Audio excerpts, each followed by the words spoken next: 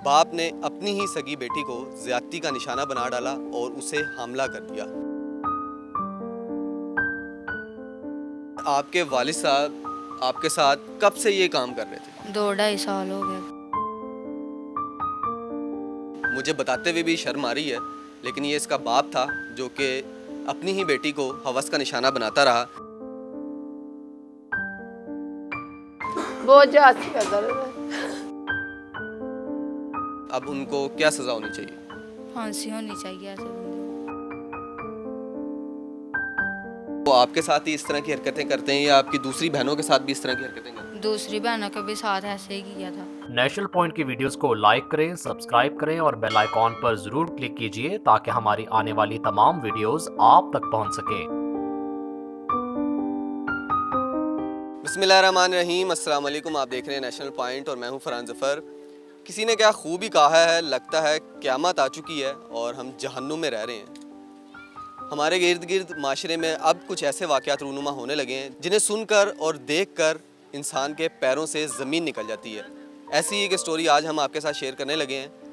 नारोवाल की तहसील ज़फ़रवाल में हम मौजूद हैं। मेरे पीछे आप एक घर देख सकते होंगे। इस घर में बाप ने अपनी ही सगी बेटी को ज़्यादती का निशाना बना डाला और उसे हमला कर दिया।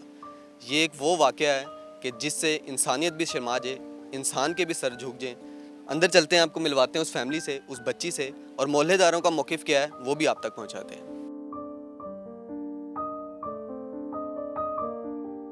अस्सलाम वालेकुम।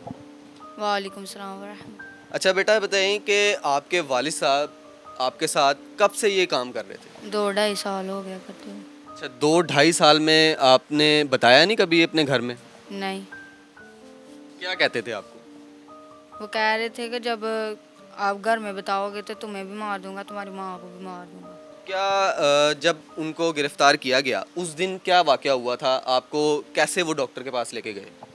मुझे पेन हो रही थी और बड़ी आपी जो है हॉस्पिटल लेके गई थी, तो मामा को कॉल की बाबा को कॉल किया। बाबा ने उठाया नहीं, बाद में उठाया तो कह रहे थे मैंने ट्रैक्टर लेकर किसी के गया हूँ, पहली में गया हूँ। तो बाद में छोटा भाई घर में था, उसने मामा को फौरी तौर पे जाकर बताया, तो मामा गाड़ी लेके आ गई। तो फिर मामा ने चेकअप करवाया तो उन लोगों ने कहा है कि ये बीमार है। फिर उन लोगों ने उसी टाइम पुलिस मंगवा के तो फिर गिरफ्तार करवा लिया। अच्छा, ये बच्ची जो है ये हामला हो चुकी थी और ये वो बातें हैं जो मुझे बताते हुए भी शर्म आ रही है, लेकिन ये इसका बाप था जो कि अपनी ही बेटी को हवस का निशाना बनाता रहा। ये एफ़आईआर मेरे हाथ में मौजूद है और ये उस दरिंदे के ख़िलाफ़ एफ़आईआर है जो कि अब सलाखों के पीछे है। उनकी जो मिसिज़ हैं वो हमारे साथ मौजूद हैं, इनसे बात करते हैं, इनसे पूछते हैं। अस्सलाम वालेकुम। वालेकुम सलाम। अच्छा, ये बताएं, बच्ची के साथ 2.5 साल तक ये फ़ेल होता रहा, आपको कभी पता नहीं लगा इन 2.5 सालों में? नहीं, कोई पता नहीं चला। अच्छा, इस घर में आप के साथ साथ और कौन रहता है? आपकी अपनी सेपरेट फैमिली है या कोई और कंबाइंड नहीं फैमिली? नहीं, कोई नहीं, हमारी फैमिली है। ठीक है। हाँ जी, बहुत जाती का दर्द है। बच्ची ने बताया था, मुझे बर्दाश्त नहीं हुआ। मजीद कितनी बेटियां आपकी? मेरी 4 बेटियां और एक बेटा। आपकी पहली शादी है उनसे या दूसरी शादी? मेरी पहली शादी है, उनकी दूसरी शादी है। तो आपने हमें बताया था कि उनकी जो पहली शादी थी उसमें भी वो ये मकरू फेल करते हाँ थे। जी, वो पता था आपको इस चीज़ का? और जेठ वगैरह बताते थे कि इस तरह करते थे, इस तरह करते थे। जब आपको उस चीज़ का अंदाज़ा था तो उसको समझते हुए फिर भी आपने उनसे शादी की थी? बस बड़े ने भाई ने मेरे ने कढ़ के लियांदी मेरी ननान, फिर मैनू शादी करनी पई कि इन्होंने शादी दोगे तो फिर असीं इन्हों बचाना, नहीं तो इन्होंने दोनों जियां नूं मार देना। तो फिर मेरे बाप ने कहा कि मेरे वाल वेखो, मेरी पग वाल वेखो, तो तुसीं शादी कर लो इन्हां नाल। ते मैं अपने बाप दी लाज वास्ते यह कुछ इन्नी देर निभांदी आई हां। डॉक्टर के पास लेके गया जिस दिन, उस दिन आप कहाँ थी? हम डेरे थे, डेरे। हाँ जी, डंगर बच्ची ने कभी जिक्र नहीं किया नहीं, आपसे? कभी जिक्र नहीं किया। बेटा आप बताओ, आप क्या कहना चाहोगी जो आपके वालिद साहब हैं, अब उनको क्या सज़ा होनी चाहिए? फांसी होनी चाहिए ऐसे बंदे को।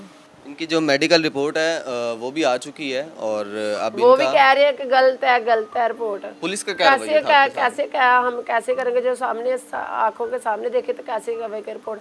कह रहे पैसे दिए, दियोर ने पैसे दिए, जेठ ने पैसे दिए। तो आपके साथ पुलिस का जो रवैया था वो कैसा था? हमारे साथ नहीं थी अच्छा रवैया। हाँ जी, कोई नहीं हमारा अच्छा रवैया करता, हमारी बात ही नहीं सुनते। अच्छा बेटा, ये बताओ आपकी मजीद कितनी बहनें हैं? 4 बहनें और 1 भाई। 4 बहनें 1 भाई हैं, तो आपको कभी लगा कि आपके जो वालिद हैं वो आपके साथ ही इस तरह की हरकतें करते हैं या आपकी दूसरी बहनों के साथ भी इस तरह की हरकतें करते हैं? दूसरी बहनों के भी साथ ऐसे ही किया था और मेरे साथ भी शुरू हो गए थे। कभी सोचा हो ऐसा तंग आके, इंसान तंग आ ही जाता है कि मैं वालदा को बता दूं, बहनों को बता दूं, भाई को बता दूं, कभी नहीं सोचा आपने? सोचा था जब मैं नाम लेती थी तो कभी कहते थे कि सबको मार देना, कभी कह रहे थे आपकी मम्मा को मार देना, तुझे भी मार देना। आखिर में आपको अवाम और हुकाम आला जो हैं वो देख रहे हैं, हाँ जी, इंसाफ की अपील आप कर रही हैं, हाँ जी। क्या कहना चाहेंगी आखिर में जाते जाते? हमें इंसाफ चाहिए, ऐसे क्यों किया बाप ने बेटी के साथ। कुछ अहले मोहल्ला हमारे साथ मौजूद है, इनसे बात करते हैं, इनसे पूछते हैं। अस्सलाम वालेकुम। वालेकुम सलाम। कैसे पता लगा आपको कि ये बंदा जो है अपनी बेटी को लेके गया है डॉक्टर के पास, कैसे पकड़ाया आपने? जी मैं इशा ਦੀ ਨਮਾਜ਼ ਪੜ੍ਹ ਕੇ ਨਾਲ ਹੀ ਕਲੀਨਿਕ ਦੇ ਮਸਜਿਦ ਹੈ, ਉੱਥੋਂ ਮੈਂ ਨਮਾਜ਼ ਪੜ੍ਹ ਕੇ ਬਾਹਰ ਨਿਕਲਿਆ ਵਾਂ। ਜੋ ਮਕਾਮੀ ਸਾਡਾ ਐਸਐਚਓ ਥਾਣਾ ਲੇਸਰ ਸਾਹਿਬ ਉਹ ਆਪਣਾ ਅਮਲਾ ਸਮੇਤ ਉਸ ਕਲੀਨਿਕ ਤੇ ਆ ਰਹੇ ਸਨ। ਯੂੰ ਹੀ ਨਮਾਜ਼ ਪੜ੍ਹ ਕੇ ਮੈਂ ਬਾਹਰ ਨਿਕਲਿਆ, ਉਹਨਾਂ ਨਾਲ ਮੈਂ ਮੁਸਾਫਾ ਕੀਤਾ, ਸਲਾਮ ਹੋਈ ਹੈ ਮੇਰੀ। ਉਹਨਾਂ ਮੇਰਾ ਹੱਥ ਫੜ ਕੇ ਤੇ ਕਲੀਨਿਕ ਦੇ ਅੰਦਰ ਲੈ ਗਏ ਨੇ।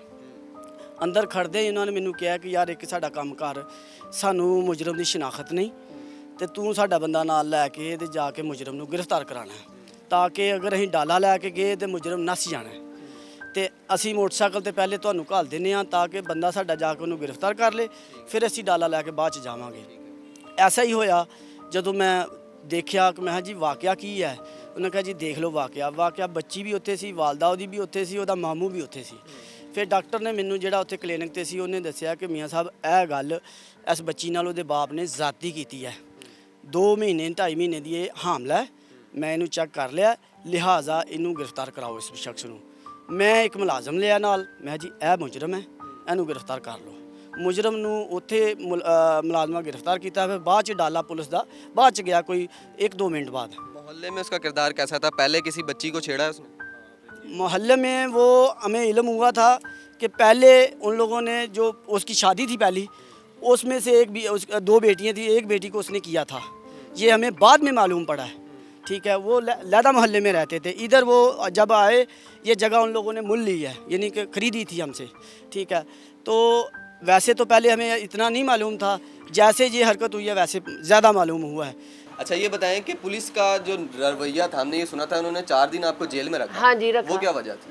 ਸਾਨੂੰ 4 ਦਿਨ ਥਾਣੇ ਦੇ ਅੰਦਰ ਰੱਖਿਆ, ਬੇਟੀਆਂ ਵੀ ਰੱਖੀਆਂ ਨੇ, ਕਹਿੰਦੇ ਨੇ ਤੁਹਾਨੂੰ ਬਾਹਰ ਖਤਰਾ, ਅਸੀਂ ਕਿੱਥੇ ਜਾਈਏ। ਹਾਂਜੀ ਤੇ ਬਾਹਰ ਆਇਆ ਤੇ ਦਿਓਰ ਨੇ ਧਮਕੀਆਂ ਦਿਆ ਮਾਰਨ, ਇੱਥੇ ਦਿਆ ਬਸ ਚ ਡੰਡੇ ਮਾਰੇ ਨੇ, ਇੱਥੇ ਪਿਸਤੌਲ ਦੀ ਗੰਨਾਂ ਮਾਰੀਆਂ ਨੇ, ਤੂੰ ਡੇਰਾ ਛੱਡ ਕੇ ਚਲਾ ਜਾ, ਅਸੀਂ ਤੈਨੂੰ ਮਾਰ ਦੇਣਾ, ਤੈਨੂੰ ਐਸਰਾ ਕਰ ਦੇਣਾ, ਤੇਰੇ ਬੱਚਿਆਂ ਨੂੰ ਮਾਰ ਦੇਣਾ। ਅਸੀਂ ਕਿਹੜੇ ਪਾਸੇ ਜਾਈਏ? ਸਾਨੂੰ ਨਹੀਂ ਜੀਣ ਦਿੰਦੇ ਕਿਸੇ ਪਾਸੇ ਵੀ। ਇਮਰਾਨ ਖਾਨ ਵਜ਼ੀਰ ਆਲਮ ਵੱਡੇ, ਇੱਥੇ ਨਹੀਂ ਇਨਸਾਫ ਮਿਲੇਗਾ, ਅਸੀਂ ਅੱਗੇ ਚਲਾ ਜਾਵਾਂਗੇ, ਸਾਨੂੰ ਇਨਸਾਫ ਚਾਹੀਏ। फैमिली की नाज़रीन, आपने इंसाफ की दुआएं जो है वो सुन ली हैं और हम बड़ा इस चीज़ पे बिलीव और रखते हैं। मैंने इधर भी बट्टा मारे, इधर भी मारे बट्टे बाटा, इधर भी मारे, इधर भी मारे। सानू इंसाफ चाहिए। कहने तेन मार देना, तेन मार देना, कहने इधर भी बट मारे, इधर डंडे मारे, कहते तेन जी नहीं देना, तेरिया बच्चियां नू मार देना। असीं किधर जाइए? मेरी 4 बेटियां ने और 1 बेटा। इंसाफ की दुहाई जो है वो इस फैमिली की तरफ से जो है वो की जा रही है और हम बड़ी इस चीज़ पे बिलीव रखते हैं कि इस केस का जो मुजरिम है उसको करार वाक़ई सज़ा दी जाए और सही शफाफ प्रोसीडिंग जो है वो इस केस की बहुत ज़रूरी है, क्योंकि ये एक ऐसी लानत है जो कि मैं समझता हूँ कि माशरे से हमेशा के लिए ख़त्म हो जानी चाहिए और इबरत का निशान बना देना चाहिए ऐसे बाप को कि जिसने अपनी ही सगी बेटी को हवस का निशाना बना डाला। और ये बच्ची हमारे साथ मौजूद थी, इसकी माँ की और इसकी जो जितनी भी रुदात थी वो हमने आपको सुनाई है और FIR की कॉपी और तमाम एविडेंस जो हैं वो आज आपने इस प्रोग्राम में देखे हैं। और उम्मीद हम यही करते हैं कि जितने हुक्काम वाला हमारा ये प्रोग्राम देख रहे हैं वो इस चीज़ पे ज़रूर एक्शन लें और इस मुजरिम को जो है वो करार वाक़ई सज़ा दिलवाएं। अपने मेज़बान फरहान ज़फ़र को इजाज़त दीजिए। अल्लाह हाफ़िज़।